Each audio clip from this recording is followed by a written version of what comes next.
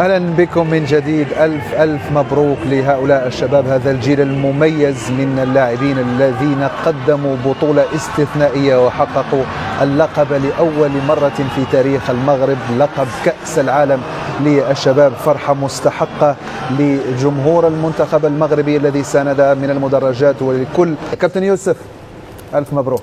ألف مبروك ألف مبروك أمين، ألف مبروك لكل المغاربة، ألف مبروك للطاقم، للاعبين على هذا الأداء وهذه المجهودات. مبروك كذلك لجلالة الملك على هذه الاستراتيجية وهذه الرؤية، وكذلك هو صاحب هذا التغيير كامل في الرياضة وفي كرة القدم، خصوصا كرة القدم. مبروك للمسؤولين كذلك في الاتحاد المغربي، مبروك لكل العرب. هذا التتويج الأول كمنتخب عربي يتوج بكأس العالم، منتخب أمتع صراحة، وفوز مستحق منذ بداية البطولة. منذ أول مباراة أعطانا إحساس أن منتخب المغرب سيكون منافس قوي من خلال الفوز في المباراة الأولى ضد المنتخب الإسباني، ثم البرازيلي، ثم الأمريكي، ثم الفرنسي، واليوم على المنتخب الأرجنتيني اللي هو كما تحدثنا حامل لقب هذه البطولة بستة ألقاب، أكثر من وصل للنهائي، 18 مشاركة. نعم، مستحقة وفوز مستحق وتفوق على كل المستويات صراحة.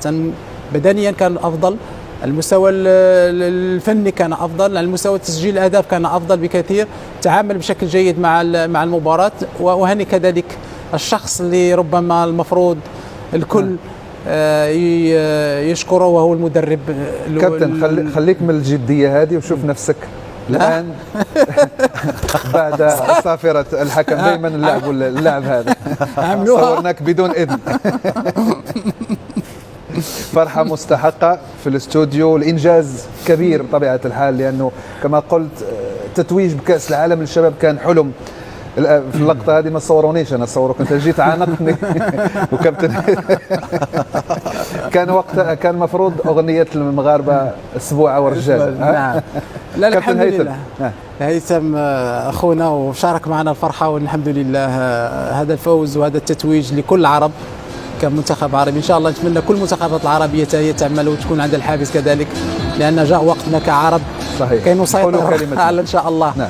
فرق الشباب والمستقبل يكون إن شاء الله، والفرق الأول والفرق الكبار. مسار مميز كابتن، كما قلنا منذ البداية، تفوق على أكبر وأعتى وأشرس المدارس الكروية، وأن تنهي البطولة منتصرا على الأرجنتين اللي فاز عليها المنتخب في الألعاب الأولمبية. هذا شيء كبير يؤكد أنه هناك عمل قاعدي كبير، جاء وقت قطف الثمار. صحيح، إنجاز تاريخي تعجز الكلمات عن وصف هذا الإنجاز. لكن أن تتخيل المغرب تحت 20 سنة هي أفضل دولة في العالم تمارس كرة القدم، إنجاز ما بعده إنجاز. لما أجريت القرعة على هذه البطولة هي أشفقت على المنتخب المغربي. ليه؟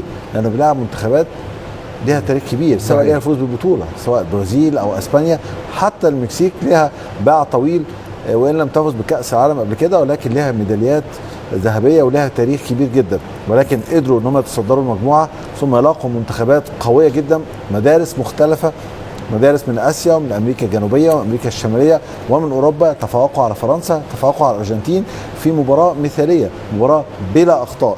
الحقيقة فخور بهذا الجيل اللي سطروا إنجاز كبير جدا للكرة العربية والكرة الأفريقية بصفة عامة، وللكرة المغربية بصفة خاصة.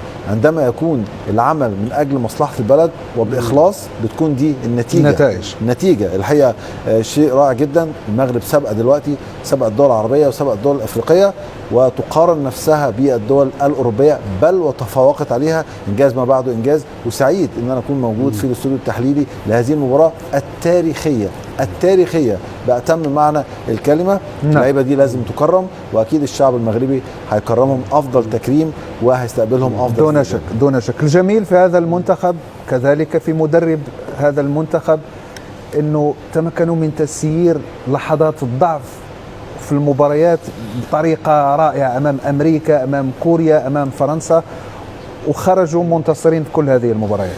أنا عندما قلت لك أمين لازم الإشادة بالمدرب وهبي، لأنه استحمل الكثير. كانت هناك انتقادات كبيرة لهذا المدرب، خصوصا بعد مطالبات بإقالته بعد كأس إفريقيا، وكان الجميع كان يطالب بالإقالة. لكن هو كما قلت برهن أن مدرب في المستوى، مدرب كي يتعامل مع اللاعبين، يتعامل مع المجموعة.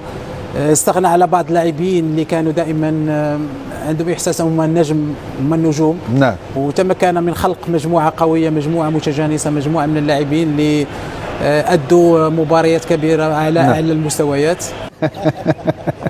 تصريح جميل للزبيري، واحد من نجوم المنتخب المغربي كما أشرت، سجل 5 أهداف. الجميل كابتن هذا المنتخب انه هناك روح طبعا. هناك علاقات طيبه بين اللاعبين ما بين اساسي وبديل، والجميل كذلك انه لا يلعبون في انديه الصف الاول. يعني تكلم على الزبيري فاماليكاو، تكلم على جاسم دانكيرك، تكلم كذلك على معما واتفورد درجه ثانيه في الدوري الانجليزي، لكن ابطال بما تحمله الكلمه من معنى. طبعا. وهذا قلت لك دائما المدرب هو اللي خلق هذه الاجواء، خلق هذه الاجواء الايجابيه وهذه الروح الجماعيه داخل هذا المنتخب مع هؤلاء اللاعبين. الشيء الجيد كما قلت ان المسؤولين اعطوا ثقه اكثر للمدربين الاطر المغربيين. الفريق الاول عندك الركراكي، عندك طارق سكيتي وكذلك فوزوا حتى في 2005 فتحي جمال. نعم فتحي جمال كان قبل ذلك. نتكلم على الوقت الحالي مع كذلك وهبي الان وكذلك نبيل باها فاز بكاس افريقيا، وهذا شيء مميز وشيء جيد. أن دائما قلت أنا دائما أقول دائما أن المغرب فيه طاقات كبيرة، لا على مستوى الأداء اللاعبين، على مستوى الفئات السنية، على مستوى القاعدة المواهب، اللاعبين مواهب موجودة في المغرب. وكذلك نتكلم على الأطر اللي هي أساس النجاح، بالإضافة إلى كما قلت كمسؤولين، لأنهم كان هناك تخطيط، كان هناك استراتيجية كذلك مع توفير كل الامكانيات. نتكلم على الاكاديميات، على الملاعب، على مراكز التكوين، كل الاشياء. ودائما كما قلت العمل الجاد هو اللي ياتي الان. هذه النجاحات هذه فهي لعمل سنوات من قبل، وهذا كما قلت هذا اساس نجاح اي منتخب او اي دوله تريد تطوير كره القدم. يجب البناء من التحت ومن الاساسيات، وهي الفئات السنيه، وانتظار النتائج بدون إذن. فرحة مستحقة في الاستوديو.